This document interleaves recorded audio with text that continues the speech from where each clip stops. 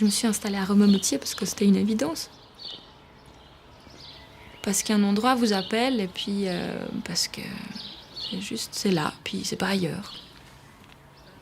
Puis il y a pas de raison, enfin, où il y en aura tout plein, je sais pas. C'est comme ça, c'est tout. Rommoutier a quelque chose de particulier. Et ça, je pense que tous les gens qui viennent une fois à Rommoutier le ressentent d'une manière ou d'une autre. Il y a une énergie particulière. Dans les pierres, dans le village, dans les gens qui y habitent aussi, dans cette abbatiale magnifique. Et il y a certainement un peu de magie qui traîne, cachée dans les coins. Mais il faut la chercher un peu. Ouais, c'est un lieu magique.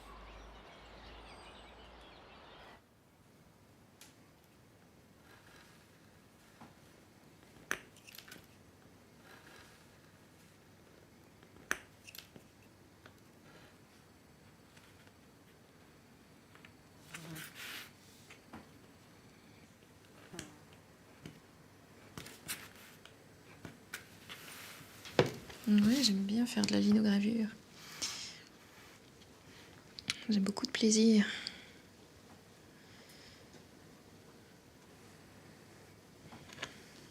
Parce que ma tête s'arrête de penser.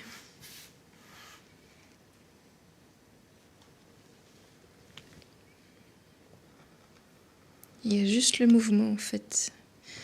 C'est un peu comme une... je sais pas, comme une méditation pleine conscience. En fait, il y a juste le mouvement, il y a juste l'instant présent, puis il n'y a rien d'autre.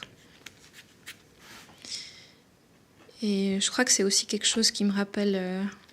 la lino, ça a un parfum, ça a une odeur. Ça me rappelle aussi des souvenirs d'enfants, d'école, où j'ai fait de la lino à l'école. Je me souviens, j'avais fait une girafe qui était horrible, mais j'avais fait une girafe. Et puis ça me rappelle ces souvenirs-là un peu.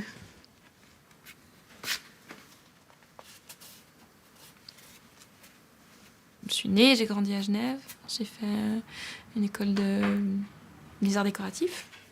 Et puis je suis graphiste de métier. Ça fait bientôt 15 ans que je travaille en indépendante. Je crois que c'est une formule qui me convient bien.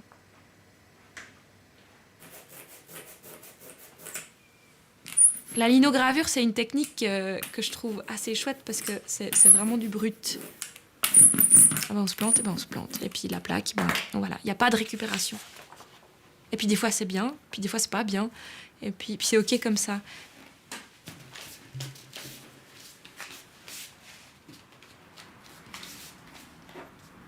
C'est juste l'acte créatif en lui-même qui est intéressant là-dedans, pour moi. Après, le résultat, ouais, c'est cool, c'est rigolo, mais c'est pas ça. C'est vraiment l'impulsion qui monte, j'ai envie de faire ça, je le fais tout de suite, là, maintenant. Et puis, tac, c'est fait. Donc c'est une technique, pour moi, qui est assez rapide, puis qui me permet justement de garder ce côté très brut, très émotionnel.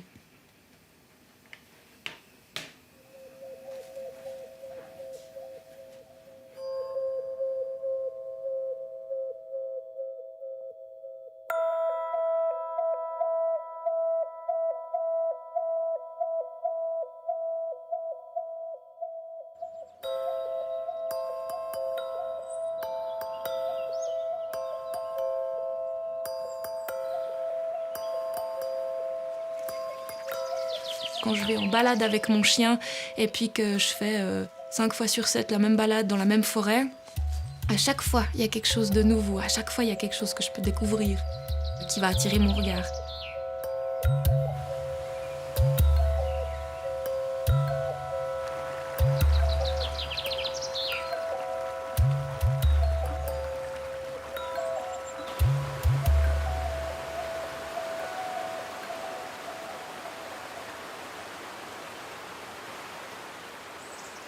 Je me suis séparée, j'ai divorcé, je me suis retrouvée ici à Rommoutier. Ça m'a permis de faire des prises de conscience très fortes et de manière vraiment profonde, jusqu'à remettre aussi en question 14 ans de vie avant.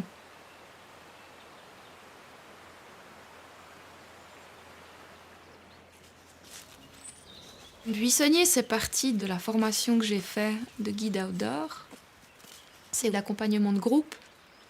L'idée de base, c'est la pédagogie par l'expérience. C'est expérimenter, sortir de sa zone de confort et puis se retrouver, se reconnecter en fait dans la nature.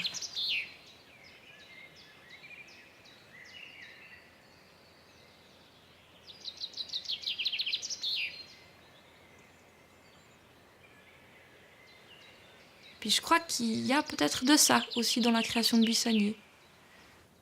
Ouvrir un espace bienveillant. Et puis comme pour moi, la nature, elle a un côté guérisseur. Là, tout d'un coup, ça a été aussi me dire « Ah, mais en fait, si pour moi, ça a fonctionné, peut-être que pour d'autres, ça peut aussi fonctionner. Peut-être qu'il y a d'autres personnes qui, au travers de la rencontre avec la nature, ils vont aller se rencontrer eux-mêmes. En tout cas, pour moi, c'est ce qui s'est passé.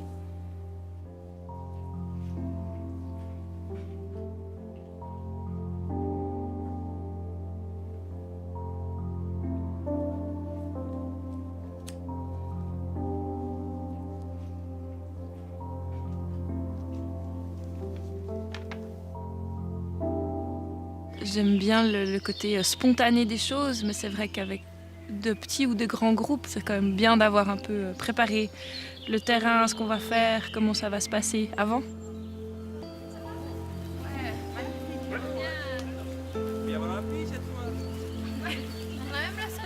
C'est poser un cadre de sécurité, poser un cadre au niveau du temps, pour qu'après, à l'intérieur de ce cadre, on puisse s'y sentir bien, y compris les gens qui viennent et y compris moi aussi, dedans.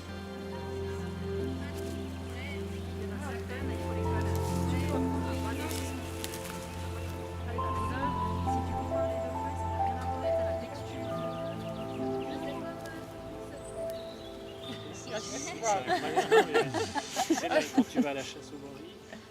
T'en vois une, t'en vois tout plein. Puis les arbres, c'est vertical comme nous en fait. Il n'y a pas beaucoup d'êtres sur Terre qui sont verticaux. Nous, on est verticaux, eux, ils sont verticaux. Moi, je trouve que ça crée une espèce de lien entre eux et nous. Puis c'est un lien sacré pour moi. Quand je me promène seule, le moins de bruit me fait réagir. J'ai l'impression que c'est comme si on retrouve un espèce d'instinct un peu de... Animal. Il y a des cavernes. Non, mais de... Non, ouais, en il y a éveil, tous les sens en qui fait. sont en éveil, ouais. Ben, vous voyez qu'on s'est un peu calmé, qu'on a baissé un peu le ton de notre voix, qu'on ralentit un peu, puis tout à coup, ben, on entend plein de choses. On entend des oiseaux, on entend la vie qui est là, juste là, dans cette forêt. Je crois qu'une des valeurs les plus importantes, c'est celle du respect, le respect des lieux qu'on va traverser. On est juste des invités, hein, on n'est pas grand-chose, on est sur... on n'habite pas ici, c'est plutôt... je sais pas qu'est-ce qu'il pourrait y avoir ici. Des cerfs, des chamois, des chevreuils. Il y a plein d'habitants. Ouais. Des oiseaux. Des renards, des blaireaux. Des fourmis, des blaireaux.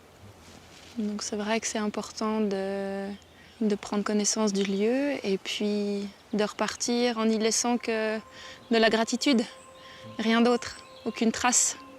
On en laisse bien assez des traces en général, donc c'est vrai que c'est dans la forêt, je trouve que c'est hyper important de ne pas laisser de traces du tout de notre passage.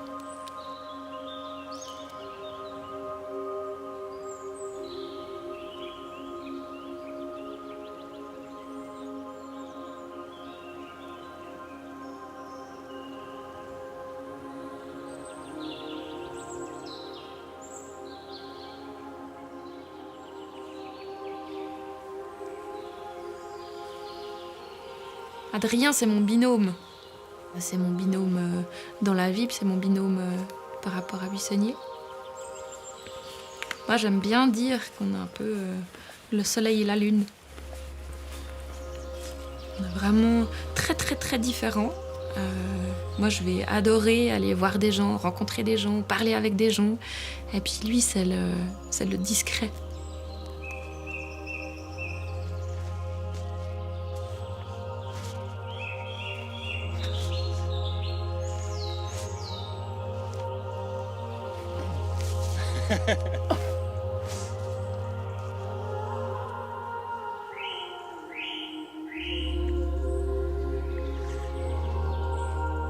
Il a une vision des choses et de la vie comme ça, il arrive à voir les choses dans la globalité, à avoir un regard aussi extrêmement bienveillant sur les gens.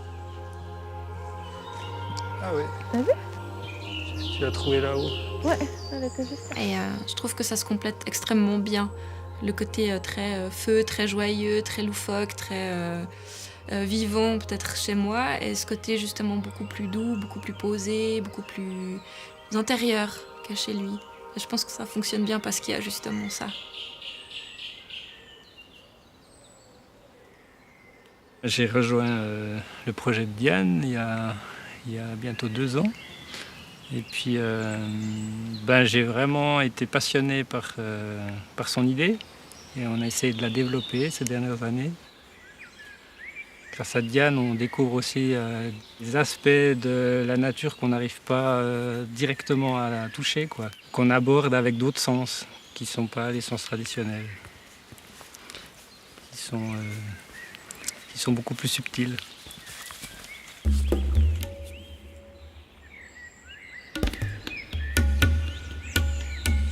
Qu'on y croit ou qu'on n'y croit pas, la forêt elle est vivante, elle est pleine de... Certains appellent ça des énergies, Enfin oui, c'est vivant, il y a plein de choses qui s'y passent, ouais. Et des choses qu'on perçoit avec, je sais pas, avec son cœur, avec ce qu'il y a à l'intérieur, sans forcément que ça passe par les yeux.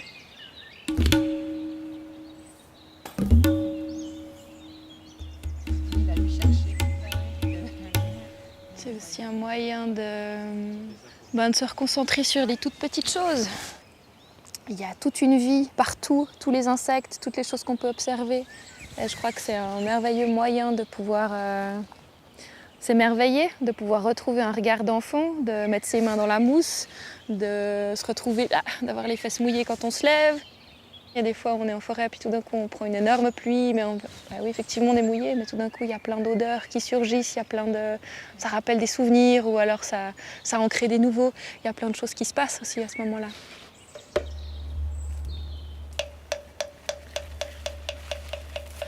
On prend du temps pour faire un feu parce que ça a quelque chose de sacré. On revient à quelque chose de sacré.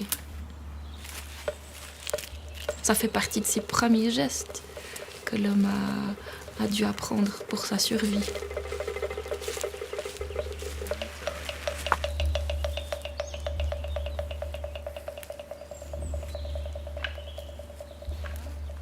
En tout cas, dans une sortie, c'est ce qui relie les gens. Hein, poser 3 personnes devant un feu, c'est bon, elles passent une bonne soirée, quoi.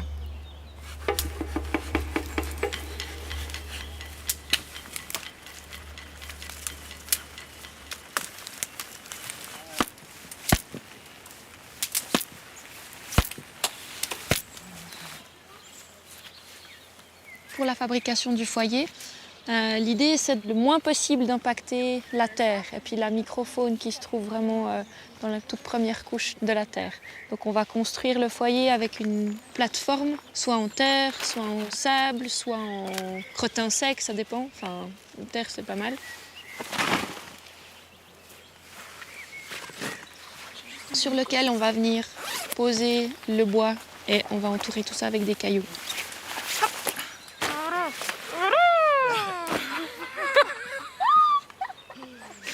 Tu vois même les petits fils, les fils de mycélium. Ah ouais, ah c'est ça. Ah, ok, c'est ça, donc il nourrit les arbres. En fait, C'est bien. Fait qu'il amène, t'as tous les minéraux. C'est là qu'il y a c'est un lien de ouais. connexion entre le champignon et l'arbre. Ouais, c'est ça, ouais. Ok. Ouais, parfait. Ah, je sais pas. Attends, c'est bon. C'est bon? J'ai fait beaucoup de camps dans ma jeunesse. Et puis avec Diane, on a pu, après, étant adolescente, partir très fréquemment en balade, en bivouac. Et puis je pense que là, il y a une petite graine qui a été semée, inconsciemment de ma part. Et puis ça s'est développé. Si vous en ramassez, tu me gardes le... Tu veux, ouais. Mais ça suffit! Il faut que j'aille en bas la plaine, ramasser quelques roseaux, Bah ouais. tout simplement. Tiens, vas-y. Hop! Le chien, il veut pas se mouiller les pieds.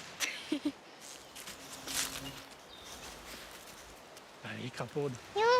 Balader avec mon grand-père et ma mère, c'est faire un tour, prendre l'air, oui, c'est cool. Ma mère m'apprend beaucoup de choses dehors parce que du coup, elle a eu les connaissances de mon grand-père et du coup, elle me les apprend à moi. Regarde, hop. Tu vois, sur les pétales, il y a des petits points. C'est une fleur qui est assez rare. Et puis, je crois que, en fait, si tu regardes bien toutes les pétales, chaque pétale, elle a chaque fois un dessin unique. C'est-à-dire que les points qui sont sur les pétales du lys, ils sont chaque fois placés de manière différente. Ouais. Chaque fleur fait sa propre peinture. C'est drôle, elles font comme ça. Ouais, on dirait des petites. Puis tu vois, là, bonjour. Elle ouvre tu vois, elle a ouvert la fenêtre, celle-là. Elles ont des bouclettes. Ouais.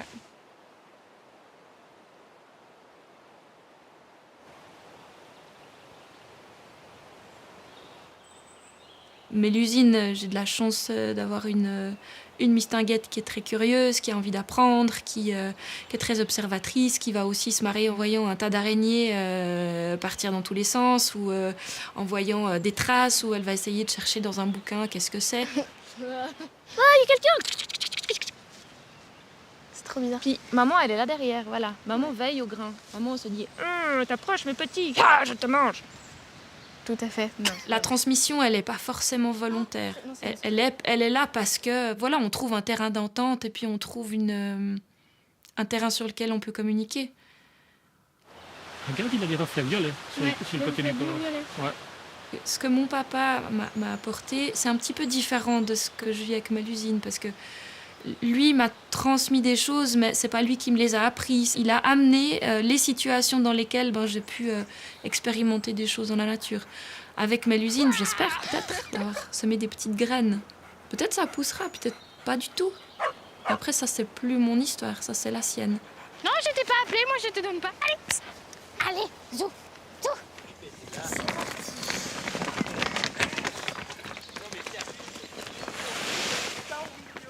J'ai mis juste à côté, là. Pour l'instant. Alors maintenant, bien tasser. Donc ça permet vraiment que la terre dessous et puis le microphone reste bien vivante. Ah, moi j'adore, c'est tellement un peu le retour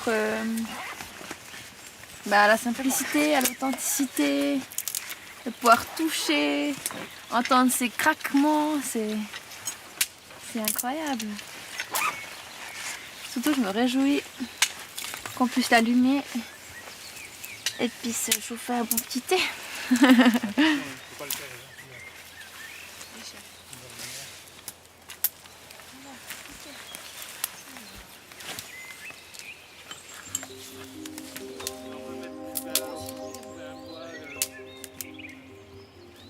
Celle qui est là. Regarde, ça c'est de la mauve, non? Alors je sais plus si on dit la mauve ou bien si c'est une famille de géranium. Les petites blanches? Non, les grandes rouges. Qui sont des petites feuilles un peu traînées. Ah bah là, il y a une jolie petite... il y a du thym.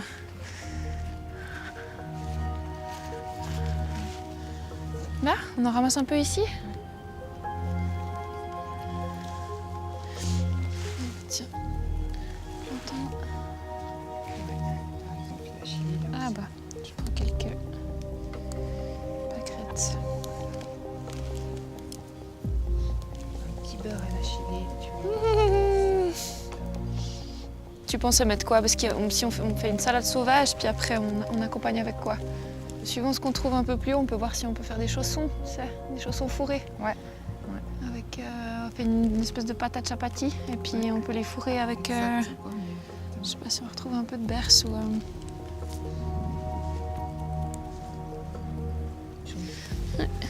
J'adore ça, moi, je me fais chaque fois. Bon, ça c'est pas mal déjà. Ça te dit qu'on aille voir un petit peu plus loin? Je sais pas si on peut peut-être trouver encore d'autres choses pour compléter. Ouais, je pense que là on a déjà bien ramassé. Ouais. Alors merci, petit coin. Super.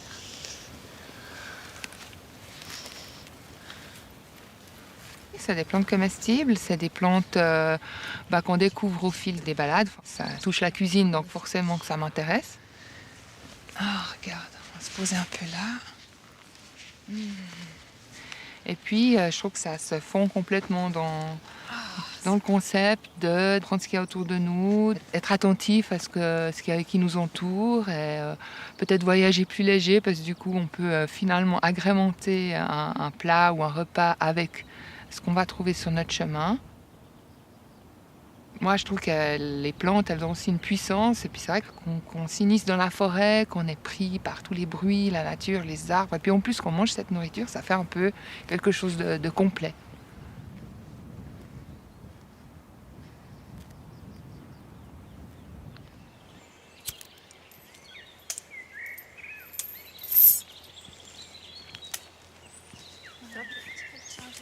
Il y a une notion qui est hyper importante, c'est celle du plaisir aussi. Le fait de guider des gens quand nous, on a du plaisir, et quand ce plaisir-là, il est aussi partagé, ça, c'est quelque chose qui est super important. On va couper la base déjà. Ah, mais c'est le thym, ça. Ça, c'est le thym serpolet. Ah oui, le thym serpolet. Ouais. Très bon en tisane. Ouais, on dirait des cœurs. Ouais. Trop chaud.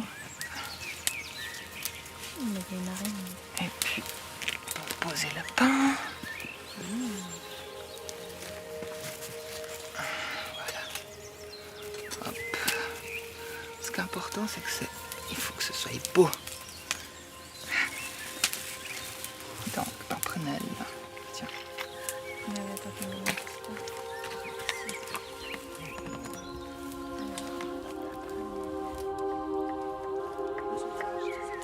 C'est comme les biscuits de Noël, tu sais, quand tu...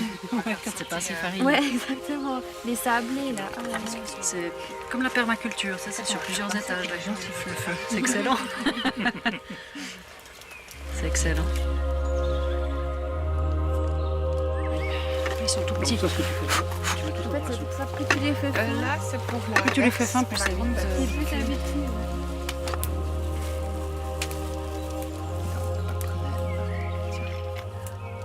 J'ai toujours la même fascination, j'ai toujours la même gratitude.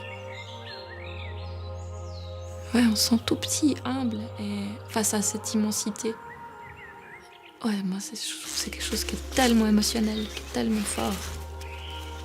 Du moment où moi, je peux me retirer du bivouac, je peux partir dans la forêt, et puis que je vois que ça continue à tourner sans moi, ça continue à se passer sans moi, ça c'est top, c'est extraordinaire, c'est exactement ça.